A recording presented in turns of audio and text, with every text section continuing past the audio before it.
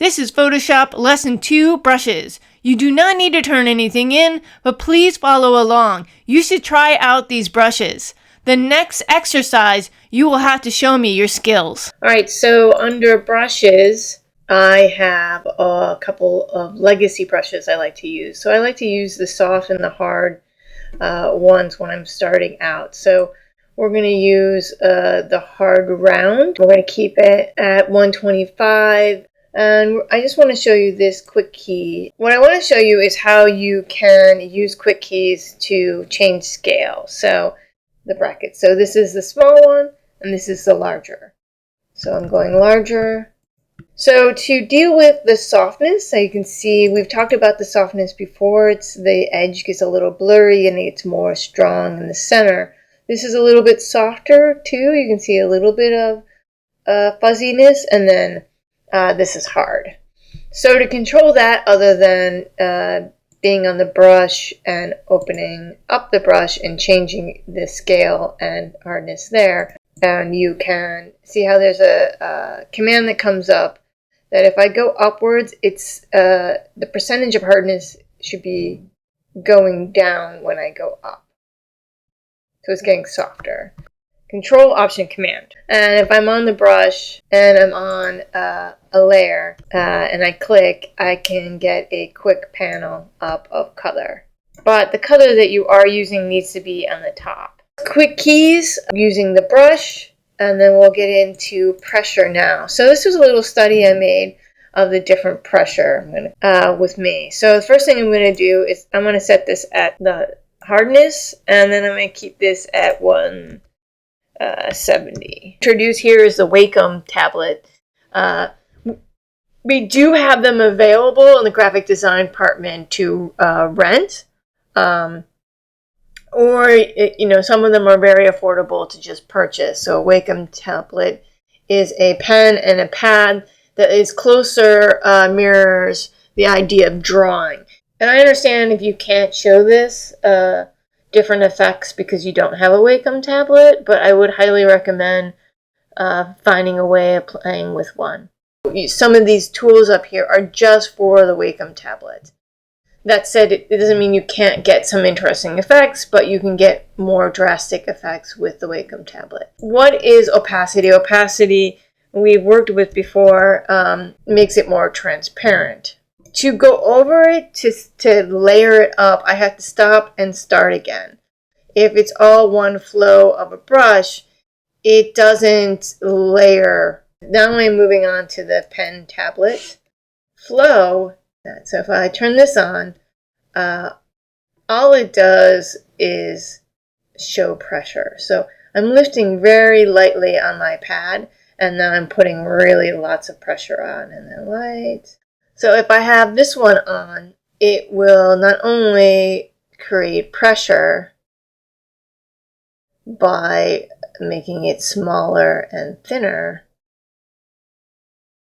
which is kind of a cool effect. So this is where the Wacom tablet trumps the mouse. You really can't get this effect of the drawing of the thin line. But unless I add a flow pressure here where I get the different colors. So the flow is the amount of color coming out. Opacity is just taking a percentage of the color away. Where this is more talking about if you had an ink pen and how much of the ink is being released. So yeah, that's what these tools can do. I don't typically use modes. We've had some tutorials that talk about modes. But feel free to kind of play with them. I'm going to have another tutorial later that we're going to go through, kind of playing with them. Play around. See what you can have happen with just a little bit of experimentation. Look at different brushes. So you can customize and change the brush. There's a brush setting panel that allows you to shape the tips. So I'm going to stay with the basic one. And I'm just going to show a couple of things that you can do very simply. And you can maybe look at more tutorials to find how you can really work with these settings to create some really dynamic brushes. But this is just a couple of things just to show you some of the settings that are here.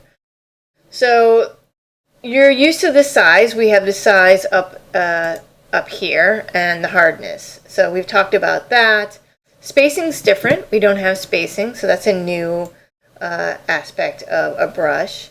And what we don't have, we have a little bit of the rotation, I believe, up here.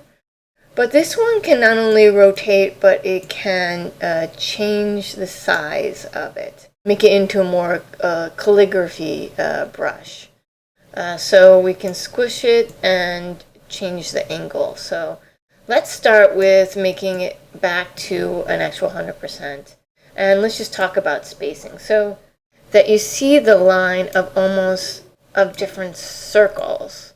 So as I go, you could see more spacing, more circles are visible. So trying to do something really smooth, I might want to make sure the spacing is, there is no spacing, so I get a nice clean line. And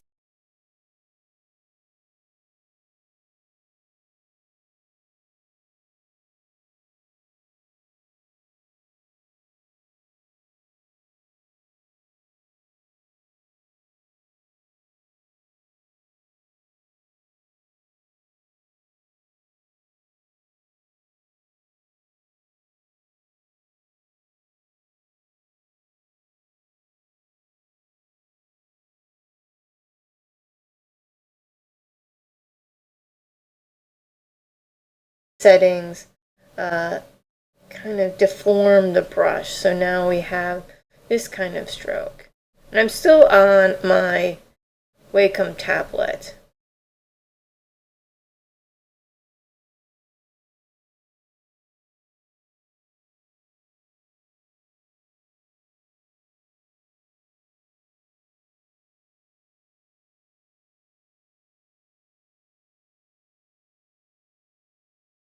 And feel free to kind of play around with the other, see how the brushes feel.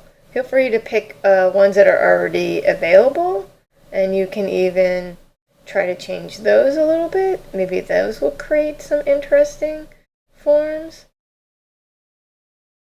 How do you play with what you have already? The spacing is, maybe it could be a little bit bigger. Maybe the spacing is really close. Alright, so that is a little bit about settings. So this is me playing around a little bit with the brush settings. So I created a brush using brush settings, and then from there I made my own brush. So this is the brush that I made. You can go under here and you see KL. That's the brush that I just created, and then I can paint and draw with it. So how do you do that? How do you make your own brush? Back to basic, to the round brush. And so it's good to just kind of start with something you're familiar with. Now I can do anything in here. So here's a couple more things that you can play around. I can, if I have pen pressure, so some of this is just going to affect, and not right away, if you're using the pen tool. The other one that's good is texture. And I can change some of the controls here.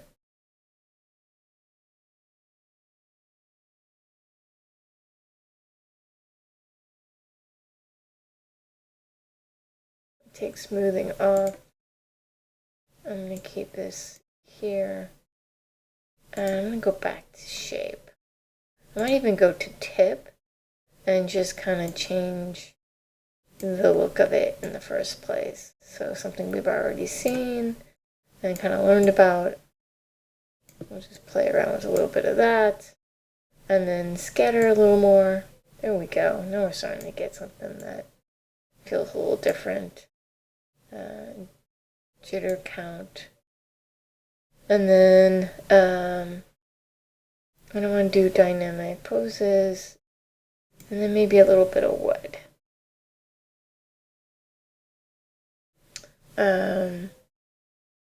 go back to texture, and it's adding like a little bit of detail around the edge.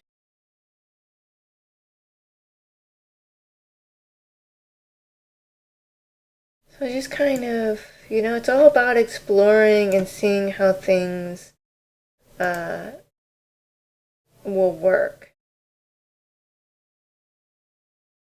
I think let's try that out. So this is what it's looking like. And I can go back and change to more space. Soften it a little bit. Bring down the size. So that seems pretty interesting. Seeing how you can get things to kind of look differently. Alright, so I kind of think I have a brush. So I want you to play around some more with defining a shape that you like with the brush. And then once you do that, draw with it. Get comfortable with it. So I'm gonna... Alright, how about that? So if I now select it, all I have to do is select over it. And if I go to Edit, Define Brush, and do KL2, it will save as a new brush. And now I can try out my brush.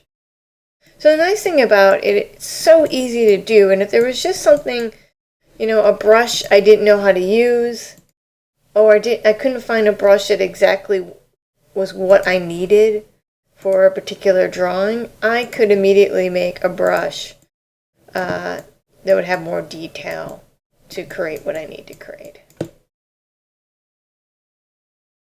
Alright, so I want to show you one more thing. I kind of dragged and dropped this image I have. So if I have an image on the desktop, you can grab it and drop it into Photoshop. And then double click and it'll become its own layer. You can pick any image you want. I want you to just test out how to make an image into a brush. So I already created this one. Took the elliptical and I'm gonna go over this. See what this will do. And I did Command J and puts it on its own layer. And I have to make sure I'm over the image. And it'll create its own layer. So if I turn this off, you'll see what I do is do what we did before for the brush. I select it. I go under Edit, Define Brush. I let it kind of call out its own. And then I hit OK. Make sure you're off the selection for you to test it. So I need to deselect what I have, and then I can go to Brushes. And then I can play with it. So there's my image, and this is what my image looks like if I actually use it as a brush. So that is making a brush. Hello, we're going to talk about the mixing brush. So let's get right into it. I would make sure you have two colors so that you can go back and forth. Mixing brush basically is this great way of combining two different colors and blending them together. Gives you like a watercolor effect, or just like that true mixing of colors when you're painting. Soft around. Let's go to the soft. Size should be fine. So let's just start at the very beginning. There's wet, load, mix, and flow. Flow you're used to. It's how much is coming out of the brush. Load is how much it's allowing to load in the other color. Wet is literally the liquefying, and mix is mixing. Will it actually mix? Because if you have the mixer completely off, it kind of works like a regular paintbrush. So actually I don't want to use the fanny. I want it to be hard. So I reset it hard, thought that is much better. And I don't like seeing all the spaces, so let's take that off. Alright, so now we get a nice smooth line, less those dots, and it does not have any mix on. It has 0 mix. So if I change this to the other color, it's kind of mixing, but not mixing that much. It's probably because we have 100% wet. So if we didn't have wet on, there would be no mixing. If we have a little bit of wet, we get some mixing. But if we have a little bit of wet and mixing, I think we're going to get a much more mix. So you really can play around with the load, mix, and wet to kind of see how much mixing kind of happens. So you can see it's still holding on to that greeny color back there, but as I go, it kind of is less and less. So it's refilling. So if I take the load off and I use this one, it's pulling from the color behind it, but it's going to start loading its own color and creating less of mix and staying actually more with that color. So I like to keep load pretty high and mix in the center or high. It's just good to keep them, upper middle to get more of the effect you want. Kind of depends on what you're looking for. Are you looking for a very mixed kind of scenario that happens, or do you want more control?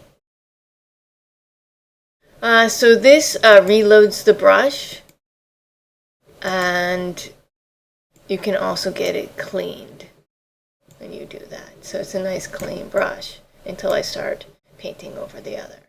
So play around with the mixing brush and the different percentages of loading wet to see how that works. Alright, so one more time, let's kind of play around with the different brushes. I really want you to kind of be familiar with the different brushes you have available. There's a whole bunch of folders of different media that you can choose from to play around with brushes. So these were all the brushes that I made, and then these are the ones that are already available. And then remember, anything that's available at any time, you can change the setting. So you have a plethora of opportunities of creating imagery. So play around with, pick at least 5 brushes, and I want you to kind of play around with them.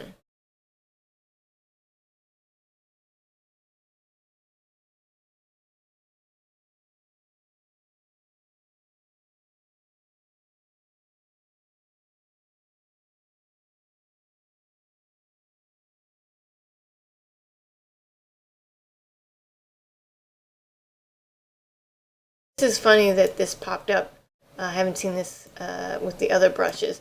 But this is because this is made for the Wacom tablets. It is programmed in with the brush settings to dab and do other things. If you have the brush, it would show that it can tilt also. But even my Wacom tablet is too old that I don't have the to be able to see it tilt. It will actually follow your hand. If your hand moves in one direction or the other, your brush will also tilt with it. Mine only will do different kinds of pressure. And let's do basic brushes. So these might be, very interesting.